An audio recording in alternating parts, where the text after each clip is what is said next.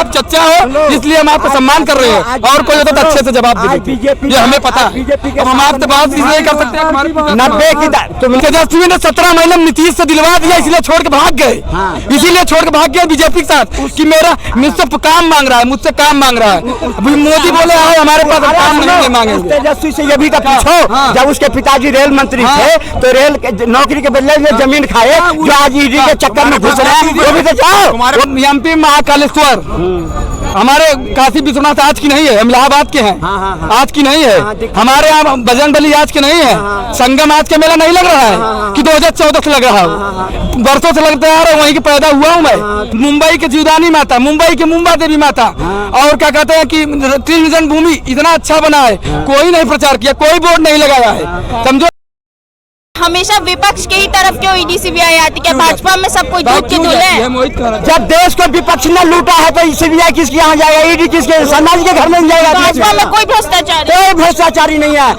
कांग्रेस हमेशा क्या कहा है, राजनीति में आए हैं तो काम कीजिए और जनता को पैसों का जलपान कीजिए, और कांग्रेस क्या कहता है, जनता ने मैंडेट दिया है और तो उनका सम्मान कीजिए।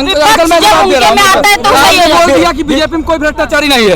नीरव मोदी, ललित मोदी, सुनने चलिए, और क्या नीरव मोदी, ललित मोदी, और भाजपा विजय मान लिया, व्यापारी बुला लो, राम को ला सकते हो, और नीरव मोदी, ललित मोदी नहीं ला सकते हो, राम को ला सकते हो, राम को कोई लाता नहीं, परशुराम हमारे भगवान है, वो हम लोगों को लाए हैं, वो हम लोगों को, उनकी स्थापना, उनकी मूर्ति बनाएंगे, उनको किसी का औकात नहीं ला देगी, किसी के भगवान परशुराम को किसी की औकात नहीं ला देगी, समझो। भगवान को लाया, भगवान किसने लाया? तो कौन तुम्हें सिखा दिया कि भगवान?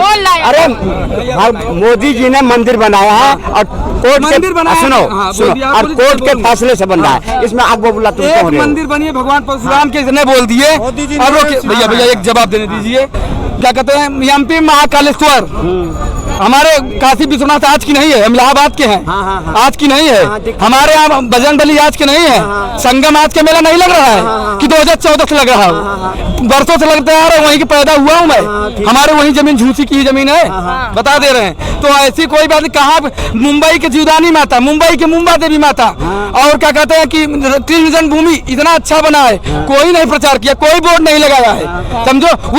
वो मोदी नहीं बनाए हैं, वो जनता के पैसे बनाए पहली से, जनता पहली से, और कोर्ट के फैसले बनाए। ये न कहे कि मोदी रहे, और ये न कहिए कि राम को लाए हैं, भगवान को कोई लाएगा नहीं, भगवान को कोई लाएगा नहीं, किसी की औकात नहीं है, उनके देन से हम अब जिंदा हैं, उनके देन। हाँ वही चीज, तब क्यों करो कि जो राम को लाया हम उनको लाए? अरे मैं कौन, तब क्यों कर रहे हैं, कौन फिर क्यों करो जो राम को लाए हम उनको लाए? अरे तो कहाँ हम लाएंगे जो अरे सुनो, जो भव्य मंदिर का निर्माण किया कोर्ट के फैसले से, अगर सुनो, अगर मोदी जी नहीं, सुनो अब सुनो, अरे सुनो, अगर मोदी जी की सरकार नहीं होती ना, तभी 500 साल और नहीं बनता, कांग्रेस होती ना, अटकाता भटकाता, जाओ तुम चुप रहो। तो इसका मतलब है अब वही की सरकार थी, अब सुनो, यूपी की सरकार थी जो राम मंदिर पर में गोली चलवाया था, वही की सरकार थी ना यूपी की। कौन सा दे दीजिए, अगर गोली मुलायम सिंह ने चलवाया सजा दे दीजिए, क्यों नहीं दे रहे हो? क्यों गोली किसी, गोली भी कोर्ट की आदेश से चलाई गई थी, वहाँ का डीएम चलवाया था, पर्सनल मुलायम सिंह यादव नहीं चलवाए थे, वहाँ आदेश डीएम को कोई आदेश नहीं देता कि आप गोली चलवा दीजिए, क्या दिखाइए, हमें दिखाइए, हमें ये वही है। अब सुन लो, अभी बता दे, जैसे मोदी जी ने बोला आलू से सोना निकालने के बाद मोदी जी ने बोला पटक दिया गया कांग्रेस पे, राहुल गांधी पे। क्या आज राम की कृपा है, सुनो भाई, आज राम की कृपा है जो कांग्रेस गत्र में मिल गया, और राम की कृपा है जो भाजपा कहाँ से कहाँ पहुँच गया। हाँ ये तुम छोड़ो, कहाँ जाते हो, जो आप इतने बड़े पोस्ट पे आ चुके हैं अंकल जी। नरेंद्र मोदी जी यूक्रेन का युद्ध रुकवा सकते हैं, मणिपुर क्यों नहीं समझ रहा तुमसे?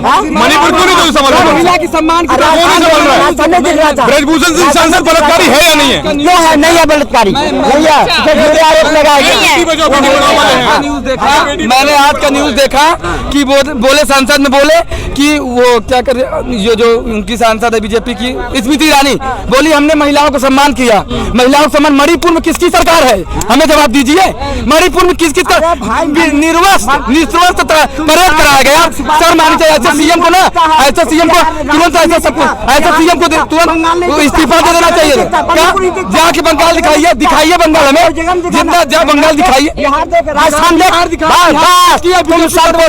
कुछ नहीं होने वाला है, तुम्हारे एक विरोध करने से मोदी का कुछ नहीं बिगड़ने वाला। पलटू चाचा पलटे है क्या? तो बिहार की ना नीतीश कुमार से तेजस्वी ने गठबंधन किया, तेजस्वी नीतीश कुमार का 2.5 लाख नौकरी दिया, वो बिहार वाली जनता से पूछ लीजिए। शिक्षा मित्रों के 1,70,000 दिया, शिक्षक भर्ती तेजस्वी ने दिलवाया। तेजस्वी ने 17 महीने नीतीश से दिलवा दिया, इसलिए छोड़ के भाग गए, इसीलिए छोड़ के भाग गए बीजेपी के साथ कि मेरा मुझसे काम मांग रहा है, मुझसे काम मांग रहा है। मोदी बोले आओ हमारे पास, काम नहीं मांगेंगे। तेजस्वी से ये भी तो पूछो, जब उसके पिताजी रेल मंत्री थे तो रेल नौकरी के बदले में जमीन खाए, जो आज ईडी के चक्कर में घुस रहे हैं, वो भी तो जाओ, वो भी तो पूछो। जिसने बिहार को लूटा वो क्या देगा बिहार में रोजगार? बोलो घर घर ट्रेन उतर जाते हैं, किसी की हिम्मत नहीं है। जाके वो बिहार की जनता से पूछ लो, बता। हाँ 2000 रोके 2000 अंकल जी, हम 2000 से 2024 तक बीजेपी गठबंधन से नीतीश चाचा बैठे तो हैं, क्या उपहार ले रहे हैं? सॉरी क्या उपहार ले रहे हैं? क्या हो गया?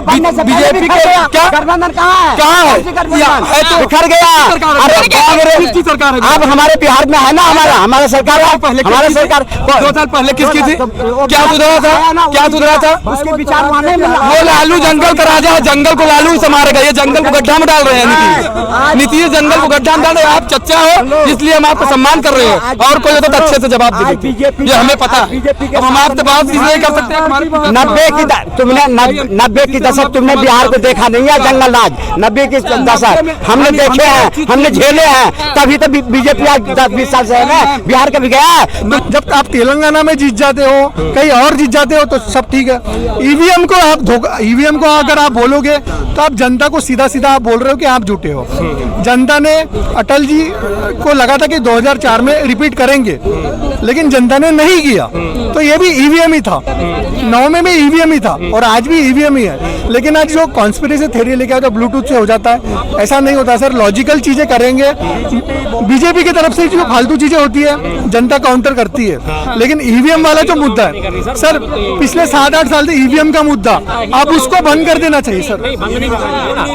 जनता ही तो तेलंगाना में जीत जाती है तो वहाँ क्यों नहीं बात? वो पीसीओ 50 बार मैं जवाब दे चुका हूँ, इसी चैनल पे आप मेरा पुराना वीडियो देख लेना सर, पूरी की पूरी मैंने उसका गणित जी ने बताया। बार मैं कितनी बार उस चीज को रिपीट करूँ, तेलंगाना कर्नाटका का और दिल्ली का क्या उदाहरण मैं इनको बार दूं। पिछली वीडियो देख लेना आप एक बार, इस पे चैनल पे सर्च करके ईवीएम की सारी डिटेल दी हुई है। बैलेट पेपर का हमने देख लिया, मेयर के चुनाव में क्या हो गया, पूरे देश के चुनाव के वोट को, जहाँ पे बंगाल में बैलेट बैग्स चोरी हो जाते हैं, आप पूरे देश में इलेक्शन करने को 4 साल लग जाएंगे बैलेट पेपर से, आप कितनी सिक्योरिटी अरेंज कर लोगे? पर सवाल ये उठा अगर इतने छोटे से चुनाव के लिए धांधलेबाजी हो रही है, फिर इतने बड़े प्रधानमंत्री के लिए जब हो रहा है तब तो हो सकता है। प्रधानमंत्री का चुनाव तो ईवीएम पे हो रहा है ना, ये जो मेयर वाला हुआ है वो बैलेट पेपर वाला था, वहाँ पे मैनुअल इंटरवेंशन है, ईवीएम में इंटरवेंशन नहीं है। अच्छा, ये बोल कह रहे हैं ईवीएम में इंटरवेंशन सर कुछ कह रहे हैं, ये बोल रहे हैं बैलेट पेपर से साल लग जाएगा, तो पहले भी तो बैलेट पेपर से होते थे ना, इसका मतलब दुनिया आगे जा रही है। तो पॉपुलेशन ज्यादा तो आदमी बढ़ा देंगे ज्यादा काउंट करने के लिए, तो यही तो आगे जाने का स्टेप है। पहले आगे और पहले 1 साल नहीं लगता था इलेक्शन में बैलेट पेपर से, आज कैसे लग रहा है? बीजेपी ने तो लाया था, पहले बीजेपी बोलती थी ईवीएम बंद करो, आप यूपीआई यूज करते हो? करते हो ना, तो ये भी तो अपग्रेडेशन आया है, तो मैं वही बोल रहा हूँ सर, चीज ऐसी है। टेक्नोलॉजी के नाम पे तो जापान हमसे बहुत आगे है, ब्रिटेन हमसे बहुत आगे है, अमेरिका हमसे बहुत आगे है, उन लोगों ने क्यों ये बैन कर रखी है सर? करना है बड़े देश जब बैलेट पेपर इस्तेमाल कर रहे हैं तो भारत क्यों नहीं? अगर उनको पता है सर एक सेकंड सर, इसलिए उन लोगों ने दुनिया को तो दे दी, हमसे खरीदनी है खरीद के ले जाओ चीज, कोई दिक्कत नहीं, लेकिन हम अपने यहाँ इलेक्शन ईवीएम से नहीं करेंगे। रही बात बात आपने कहा कि पॉपुलेशन बढ़ गई है, बस एक बार आखिरी मेरा बात सुन लीजिए। आपने कहा कि पॉपुलेशन बहुत बढ़ गई है, वोटर बढ़ गए, पॉपुलेशन बढ़ गई। अरे भाई साहब एक मिनट जरा चुप रहेंगे, मैंने बोल रहे हैं, मैं बात खत्म कर लूं। आपने कहा पॉपुलेशन बढ़ गई है। हमारे जो पिछले साल थे, हमारे 2019 में 93 करोड़ वोटर रजिस्टर्ड थे, जिनमें से 66 करोड़ लोगों ने वोटिंग करी थी। आज की डेट में वो लगभग 100 करोड़ पहुंच गए हैं। सर सुन लीजिए, वो भी मैं जवाब दूंगा सर। अगर हमारे वोटर बढ़ रहे हैं तो हमारे संसाधन भी बढ़ रहे हैं। अगर हम पहले 4 लोगों के लिए एक आदमी को नियुक्त करते थे इलेक्शन कराने के लिए, और आज हमारे वोटर 8 हो गए, तो हम 2 लोगों को तो अपॉइंट करेंगे ना। हमारे संसाधन तो उसी अनुपात में, संसाधन भी तो बढ़ रहे हैं, उसी अनुपात में हमारी सेना भी बढ़ रही है, उसी अनुपात में हमारी टेक्नोलॉजी भी बढ़ रही है, सब चीज बढ़ रही है ना। तो पॉपुलेशन का हवाला क्यों दिया जा रहा है? पॉपुलेशन का हवाला सर 1 सेकंड सर, 1 सेकंड रुकिए तो सही, काउंटर तो करनी चाहिए सर। अगर ईवीएम के बारे में सच में स्टैंड लेना है ना, कांग्रेस तेलंगाना में जीती थी, बोल देती ईवीएम पे चुनाव हुआ, हम इसको एक्सेप्ट, हम विरोध करते हैं कि हम शपथ नहीं लेंगे। हमको स्टैंड लेना था, हम ये चुनाव छोड़ते हैं। आप बैलेट पेपर पे करा दो, हम फिर से चुनाव जीत के दिखाएंगे। 30 नवंबर को रिजल्ट किस दिन आ गया? 3 दिसंबर को। कर्नाटका में चुनाव हुए थे 10 मई को, रिजल्ट आ गया था 13 मई को।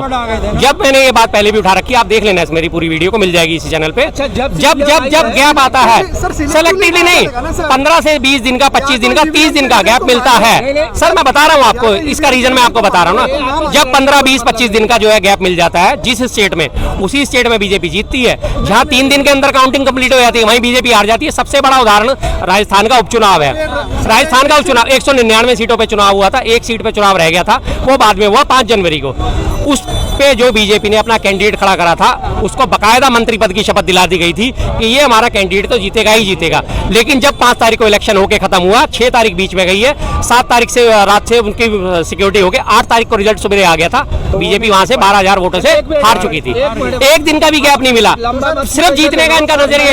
अगर आप ईवीएम की भी बात करते हो, मैं फिर मैं बोलता हूँ, क्या बोलना, मैं मानता हूँ, एक बार साथ रहिए, अगले रिजल्ट घोषित करिए, पता चलेगा। एक मिनट काउंटिंग करते हुए सर, 15 दिन लग जाएंगे तो दिक्कत क्या है? हम पूरे 5 साल इंतजार करते हैं।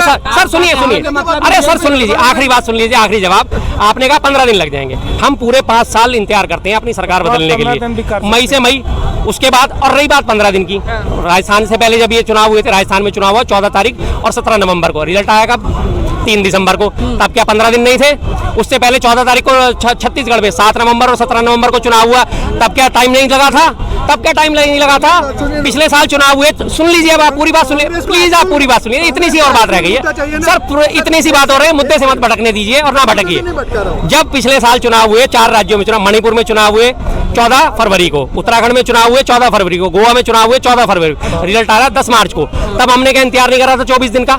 तो अब अगर बैलेट पेपर से चुनाव हो गए, 15 दिन में अगर रिजल्ट आ जाएगा, तो कौन सा भाई साहब पार्ट टूट पड़ेगा? सिर्फ मेरा ये कहना, पूरे 5 साल हम इंतजार कर रहे हैं, तो भाई साहब 15 दिन और सही, एक स्पष्ट और पारदर्शी चुनाव प्रक्रिया हो जाएगी और सबको रिजल्ट मिल जाएगा। तो 15 दिन और वेट करने में कोई दिक्कत नहीं। 15 दिन तक तो और है ना कि मोदी जी प्रधानमंत्री और बने रहेंगे, अगर वो हार रहे होंगे तो बस।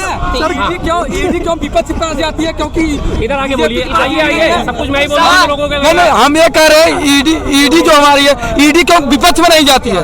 ईडी विपक्ष में क्यों नहीं जाती? क्यों सिर्फ क्यों विपक्ष में जाती है? क्यों हमारे बीजेपी में क्या धांधली नहीं हो रही है? बीजेपी में वही अजीत पवार शरद पवार के भतीजे, जब वो बीजेपी में नहीं थे, 500 करोड़ की घोटाला हुआ था, लगा था, आरोप लगा था अजीत पवार, हाँ 500 करोड़ का घोटाला लगा था। लेकिन जैसे ही बीजेपी को समर्थन दिए, चाचा से अलग हुए, बीजेपी को समर्थन, डिप्टी सीएम बना दिए गए, सारा घोटाला स्वच्छ हो गए, एकदम दूध के धुले हो गए, एकदम दूध के धुले हुए हो गए। एकनाथ शिंदे, एकनाथ जैसे ही उद्धव ठाकरे से अलग हुए, एकदम एकनाथ शिंदे का हम बता दें कि नगर पालिका के सबसे बड़े घोटाला, महाराष्ट्र की बात बता रहा हूँ, नगर पालिका सबसे बड़ा घोटाला एकनाथ शिंदे किया है। लेकिन जैसे बीजेपी में सीएम बन के बैठ रहे हैं, भाई एकदम स्वच्छ है। हमारे पास आओ, हम आपको स्वच्छ कर देंगे, ये हमारी, ये बीजेपी गारंटी है, ये गारंटी। अपनी औरत साथ गारंटी जिंदगी नहीं ले सकते हैं, नहीं ले सकते हैं। सवाल अपने हमेशा पत्नी के साथ कि ईडी सीबीआई हमेशा बात उन्हें खत्म करने दीजिए, कोई बात। हम ये कहना चाहते जो एक 22 साल या 25 साल की लड़की के साथ 7 फेरा लिए थे तो 7 जन्मों के वादा निभाए थे। हम भी किसी साल से वादा निभाते हैं, लेकिन जो अपने पत्नी को नहीं, जो 7 वचन के वादा नहीं स्वीकार किया, वो राम भगवान हमारे परशुराम के चरणों में जाके कैसे कह देते हैं, इतनी बड़ी झूठ बोल देते हैं। हम उस बात की बात कर रहे हैं, हम उस बात की बात कर रहे हैं, हम गलत नहीं कर रहे हैं। लेकिन जो अगर हमारे अगर मंगनी वगैरह हम ही अगर शादी करेंगे, अगर तो 7 फेरा, 1 फेरा नहीं लिया, 7 फेरा लिया जाता है। एक वचन तो निभा नहीं पाए, 7 वचन निभाओगे, ये तो आपकी गारंटी है। ये बीजेपी सॉरी ये बीजेपी, ये मोदी जी की, हमारे प्रधानमंत्री मोदी जी की गारंटी है, ये मोदी जी की गारंटी है।